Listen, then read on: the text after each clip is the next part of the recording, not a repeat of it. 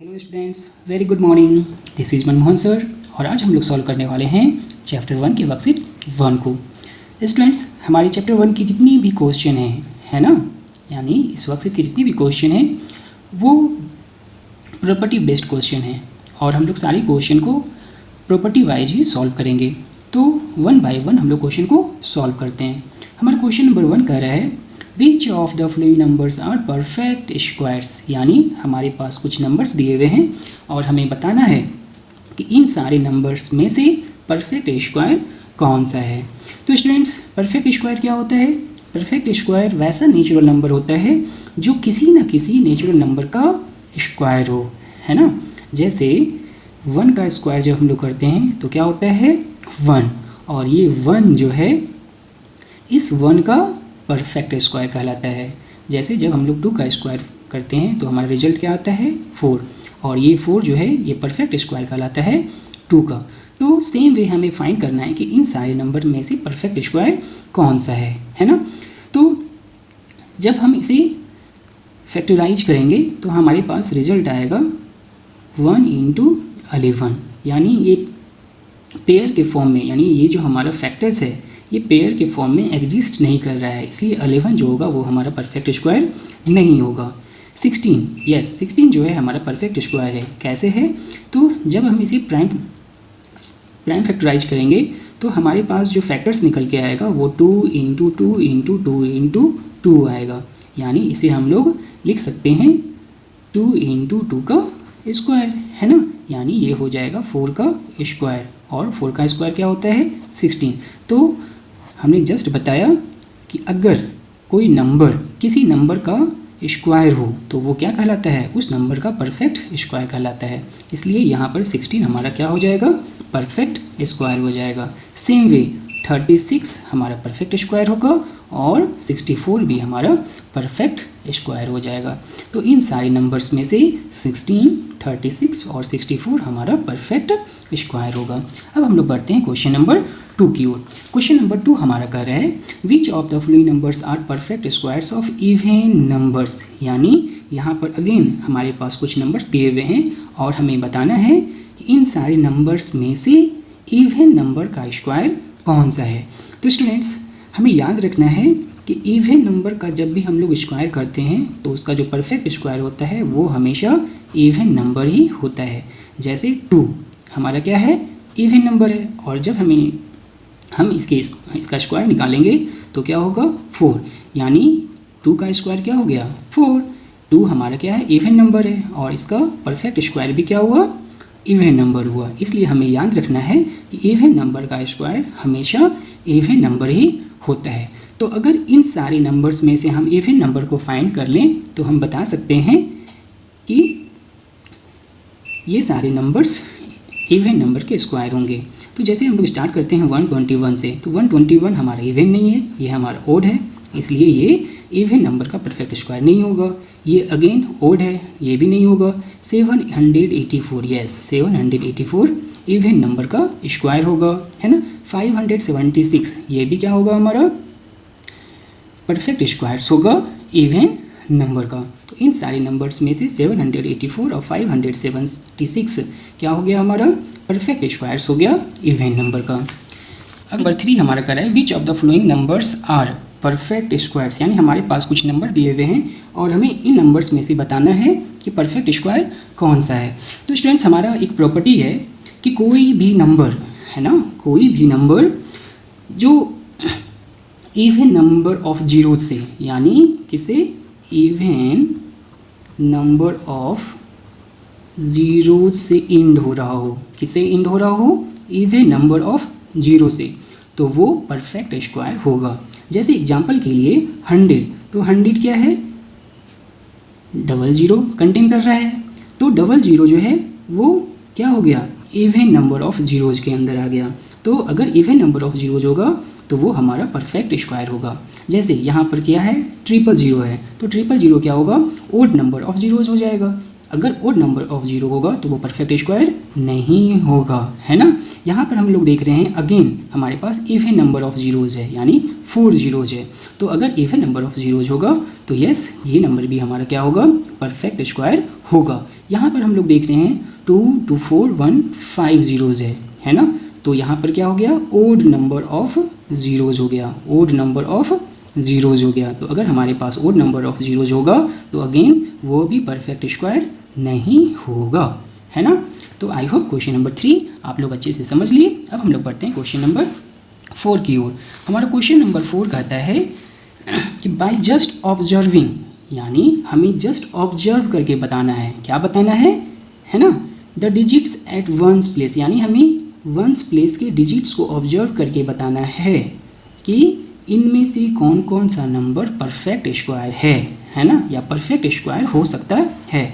तो dear students, ये एक प्रॉपर्टी के अंदर आता है और वो प्रॉपर्टी होता है कि अगर कोई नंबर है ना, अगर कोई नंबर, ठीक है, 2 3 7 और 8 से एंड हो रहा हो, है ना, किससे एंड हो रहा हो, 2 3 7 और 8 से एंड हो रहा हो, तो वह किसी भी नंबर का परफेक्ट स्क्वायर नहीं होता है ना।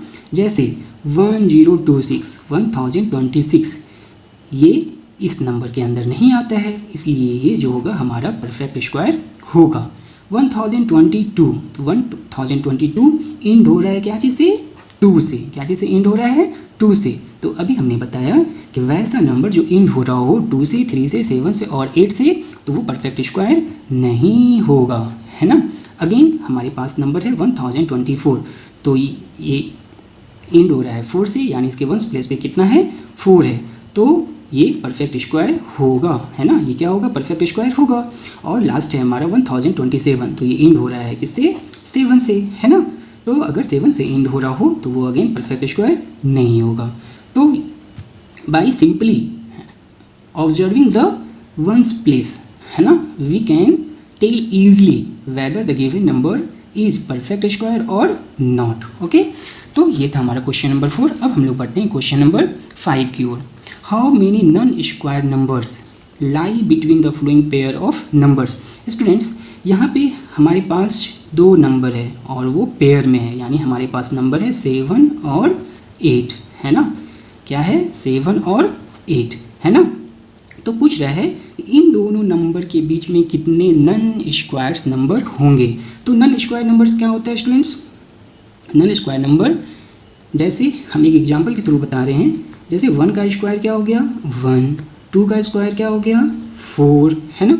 इस दोनों के बीच में कितना नंबर आ जाएगा 2 और 3। ओके, तो ये 2 और 3 जो है वो नॉन स्क्वायर नंबर्स कहलाएगा। कौन सा नंबर कहलाएगा, नॉन स्क्वायर नंबर्स कहलाएगा। सेम वे हमें बताना है कि 7 स्क्वायर एंड 8 स्क्वायर के बीच में कितने नॉन स्क्वायर्स नंबर आएंगे। तो इसको फाइंड करने का सबसे आसान तरीका है स्टूडेंट्स कि हम छोटे वाले नंबर को, है ना, यानी हमारा छोटा नंबर क्या है 7, इस 7 को अगर हम लोग डबल कर दें यानी 2 से मल्टीप्लाई कर दें, है ना, तो हमारा रिक्वायर्ड आंसर निकल आएगा, यानी 7 2 जा 14, तो 14 क्या हो जाएगा हमारा रिक्वायर्ड आंसर। यानी इन दोनों के बीच में 14 नॉन स्क्वायर्स नंबर आएंगे। कितने नॉन स्क्वायर्स नंबर आएंगे 14। सेम वे क्वेश्चन नंबर 2 को भी हम लोग सॉल्व कर सकते हैं, है ना।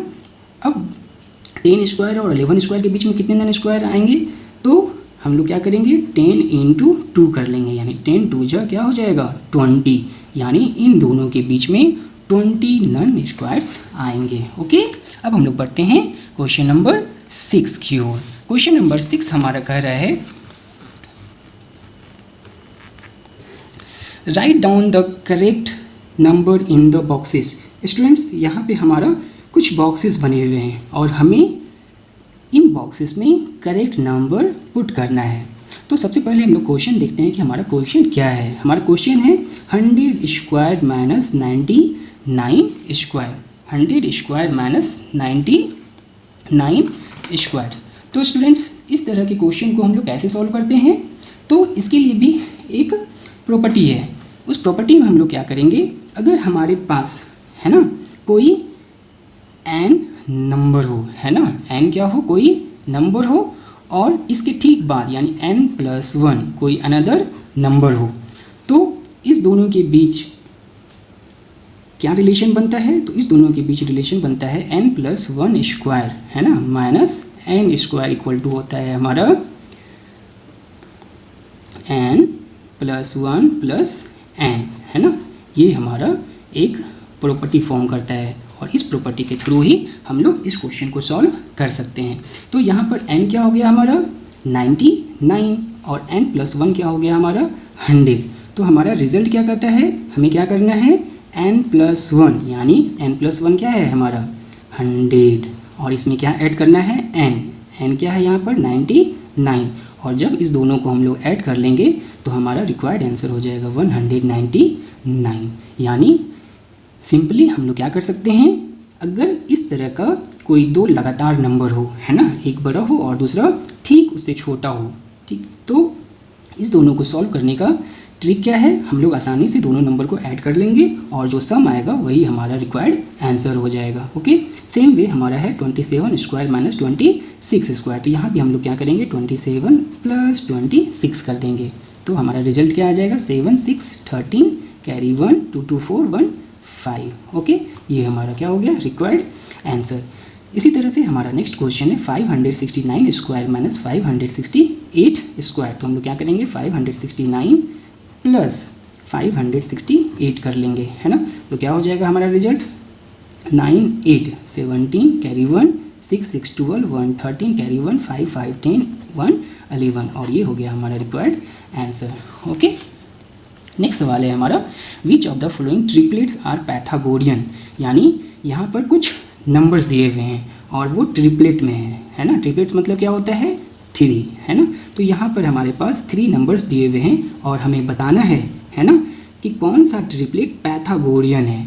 तो इसके लिए एक फॉर्मूला होता है कि अगर m² + n² = p² हो तो हमारा ट्रिपलेट क्या होगा, पैथागोरियन होगा, जहाँ पर m, n और p कोई नेचुरल नंबर हो, है ना। तो हम लोग कैसे सॉल्व करेंगे, कैसे पता लगाएंगे कि कौन सा नंबर पैथागोरियन ट्रिपलेट है ना। तो हम लोग क्या करेंगे, एक एक करके सॉल्व करके देखते हैं। तो हम मान लेते हैं लेट m = 3, है ना, n = 4 एंड p = 5।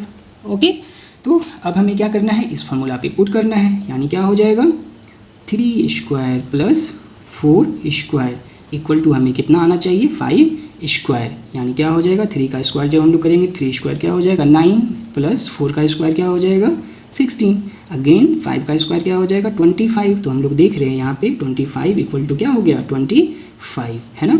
तो अगर इस प्रॉपर्टी को कोई भी ट्रिपलेट्स फॉलो करता है तो वह ट्रिपलेट्स पैथागोरियन ट्रिपलेट्स कहलाएगा, है ना। इसी तरह से हम बाकी क्वेश्चंस को भी चेक कर सकते हैं और बता सकते हैं कि कौन कौन सा ट्रिपलेट जो है वो पैथागोरियन ट्रिपलेट है ना। तो अगर आप लोग सॉल्व करोगे तो आप लोग फाइंड करोगे कि ये नंबर पैथागोरियन ट्रिपलेट फॉर्म नहीं कर रहा है और ये जो है वो पैथागोरियन ट्रिपलेट फॉर्म कर रहा है, अगेन 2 3 4 फॉर्म नहीं करेगा, है ना।